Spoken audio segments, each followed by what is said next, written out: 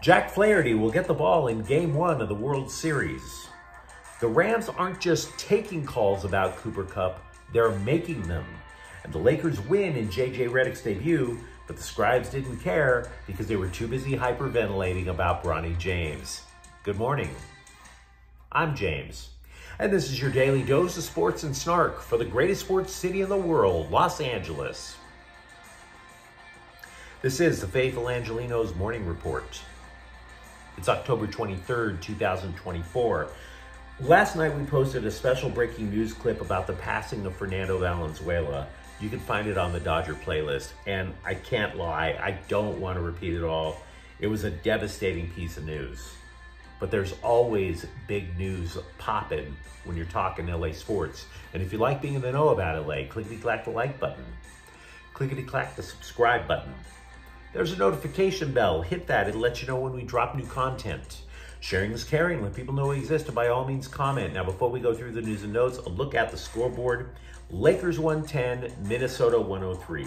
Anthony Davis destroyed on opening night with 36 points to boost J.J. Redick in his coaching debut. We'll talk more about LeBron James, though, in a few minutes. Rui Hachimura added 18 points. 5 Lakers score in double figures. As for the differences between Redick's approach and the former coach, Darvin Ham, the offense had a lot more flow to it. I noticed a lot more backdoor cutting for easier hoops.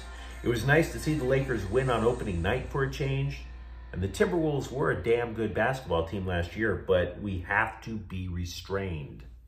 There's 81 more games to go. Meanwhile, Las Vegas 6 Kings won. I think it's fair to say that the Kings looked at this last game of a 7-game road trip and straight up mailed it in. Grabbed an envelope, licked the stamp, forgot about it. Warren Fogle scored the lone Kings goal. Meanwhile, today, Phoenix is in town to play the Clippers at 7. The debut of the first real Clippers home ever. Finally, this Sunday afternoon Clipper matinee prior to the primetime Laker nightcap, kaput. Finally, they don't owe anybody rent. Finally, the Clippers don't have to cover up Laker banners. Instead, they can just keep the walls barren. Welcome to Intuit Arena. Now all the Clippers need is a second star in the lineup. No Kawhi Leonard. The Clippers, by the way, will honor the late Jerry West, just like the Lakers did last night. What do you say we get to the news? During the first few rounds of the playoffs, the first 2, the Dodgers had no choice but to play coy with their pitching. There was no break between the division and championship series. So Dave Roberts drove that pitching staff like a stolen car. Now the World Series, still a few days away. Roberts avoided all the pretense and just let us know, hey, Jack Flaherty's going to start Game 1. Yoshinobu Yamamoto will start Game 2. Flaherty's going to face Garrett Cole, who pitched for UCLA back in the day. After Game 2, though, it's going to be anybody's guess. Roberts did say that there's going to be at least one bullpen game in the series. Flaherty, I presume, gets the Game 1 nod because of his experience and his time not being on the injured list. You might have noticed I haven't mentioned Walker Buehler yet, who spent a lot of time on the injured list this year. Flaherty did not get the thumbs up because he's effective in the playoffs. Anything but. Flaherty's postseason ERA is 7.04. And by the way, the timing also suggests that Flaherty would be the starter in Game 5 in Yankee Stadium should the series go that far. Now, Roberts, again, he didn't get specific about the pitching beyond Game 2. So the question becomes, Games 3 and 4, is it the bullpen and then Walker Buehler? Or is it Walker Buehler and then the bullpen? We have to be patient. Freddie Freeman said he expects to be in the lineup for Game 1. You already knew that the dude has been nursing a twisted ankle for about a month, and it's been kind of painful to watch him play. He's only had 1 hit in his last 15 at-bats. But since he did not play in the NLCS clinching Game 6, he's going to have 6 full days of rest between games. Roberts also described infielder Gavin Lux as a full go for the World Series. What they're not certain about is Miguel Rojas or relievers Alex Vesia or Brusdar Graterol. So obviously lots of Dodger news to get to. The fact that Cooper Kupp will play Thursday night, coming back from an injury, should be big news. Only it's not.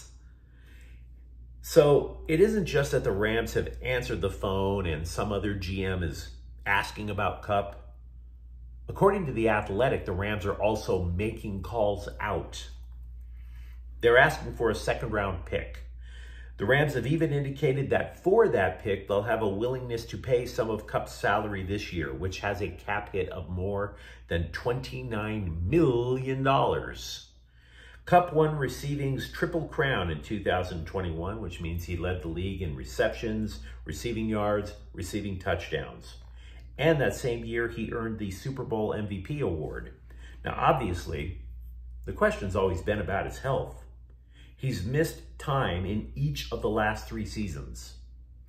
CBSSports.com took the story a little further. They speculated that the teams trying to land Kupp include Kansas City, Pittsburgh, and the Chargers.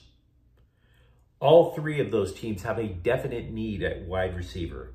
So you could easily envision a bidding war. The trade deadline, by the way, is November 5th. And keep this in mind. The Rams front office have these odd credos, sayings that you've heard about. Effing picks, things like that. One quote from General Manager Les Snead, he apparently says a lot, is, if it's inevitable, make it immediate. So because of that, I believe Kupp could go. Puka Nacua does everything Kupp does already. It's sort of like a redundancy in the game plan. Now, for his part, Kupp told The Athletic, quote, I'm aware of it, but at the end of the day, I'm going to be where my feet are. That's all I know. I have a job to do here, unquote. Speaking of Nacua, he returned to practice after spending the last 4 weeks on injured reserve. He had been dealing with a knee issue all summer long, and the joint pain just became too much on opening night of the season. To be clear, he is not expected to play against Minnesota on Thursday. The internet is not undefeated. You hear how it's undefeated, it is not. And the reason that the internet is defeated a lot is because the internet rumor echo chamber is easily defeated. Mike Florio, you might recognize him as that weaselly little dude on the Sunday Night Football pregame show. He was writing that the Vikings should consider trading for Matthew Stafford. No sources cited. He didn't even say he made a phone call to a GM to see if they'd be interested. He just pulled it out of his butt. And all of this led to a minimum, I was perusing online, a minimum of 5 articles, all blasting out headlines about, oh my God, hot trade rumor. He just pulled it out of his rear. Here were the following headlines. Rumors are flying that the Vikings are in serious trade talks with the Rams. What should Vikings fans make of Matthew Stafford rumors? Nothing. Nothing. He pulled it out of his rear. Now, if it matters, while one scribe for The Athletic broke the story about Cooper Kupp possibly being on the trade block, another scribe for the same publication said that the Rams should stand pat at the trade deadline. Here's the thought process. The NFC West is lousy, and even at 2-4, you could see the Rams making a run. That, and that the guys that they need to make a run are already on the roster. They're just injured. By the way, for the record, The Athletic also suggests that the Chargers are buyers because they have roster holes, particularly at, wait for it, wide receiver and tight end. Now, if it's a wide receiver or a tight end, it doesn't really matter. Monday Night Football, the Bolts receivers dropped 7 passes. So yeah, kind of a need. Bronny James joined his dad on the court with 4 minutes to go in the first half. He ran around the court for about 2.5 minutes, had some orange slices, and called it a night. Didn't score either, which was pretty much expected if you saw him during the preseason or summer league, as I unfortunately did. Ian Eagle, the play-by-play guy for TNT, called it an incredible story. No, it's not. LeBron James told ESPN beforehand there was no need to rush pairing him on the court with his son. Yes, there was. There was, because Bronny James needs playing time, and he's not going to get it in the NBA. He needs the G League. So we got that ego-driven public relations photo op out of the way. Your kid can now go to South Bay, and the rest of us can go on with our lives. Even J.J. Redick knew that this circus needed to stop on opening night. He told the scribes before the game Bronny was going to play, so this was a fait accompli. And I have to add, this might have been the best decision that Redick has made in his young coaching career. Because if there's one thing that the Lakers don't need, is even more drama. Would you not agree that unfortunately one of the things about being a Laker fan is you're constantly dealing with drama? Magic and Kareem, Shaq and Kobe, Kobe and anybody, Kobe and Denver. Let's be honest with ourselves. There's always drama with that team. Boston dumped its own drama. They picked up their 18th title. So no, I'm not into feel-good stories. This franchise has an 18th title to pursue. So that's not an incredible story. Championships are incredible. Bronny James is not. Once the losing started with USC football, the questions were going to start.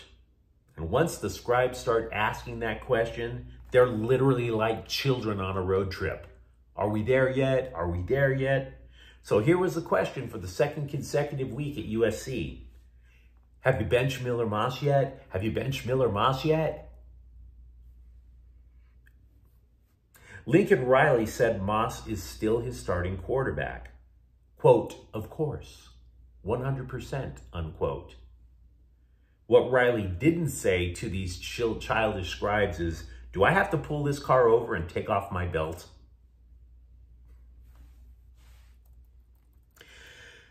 Scribes love to create lists. You can see them online all the time. It's an easy way to steal pay. So The Athletic listed the worst goaltender contracts in the NHL, and they ranked the Kings' Darcy Kemper at number 7. It's been discussed at length during the offseason. We know it's a bad contract. He's 34 years old. He's getting more than $5 million a year for the next 3 years. But there is one part to this bad deal that we have not discussed yet. All of the signing bonuses that are included make it impossible for Kemper to be a buyout candidate. The Kings are stuck with him. And even though he didn't play last night because he's on the injured list, allowing 6 goals, that's not going to be the last time that happens in the Kings season, I have a feeling. But you let me know what you think in the comments thread. Are you confident about the Dodgers' rotation going into the World Series? Are you okay with the Rams possibly trading Cooper Kupp? And if you enjoyed the content, don't forget to subscribe to Faithful Angelenos. We talk LA sports here every single day. Thank you for watching. I'm James. We'll be back tomorrow. Faithful Angelenos is a Quian Corte El Queso production. Take care.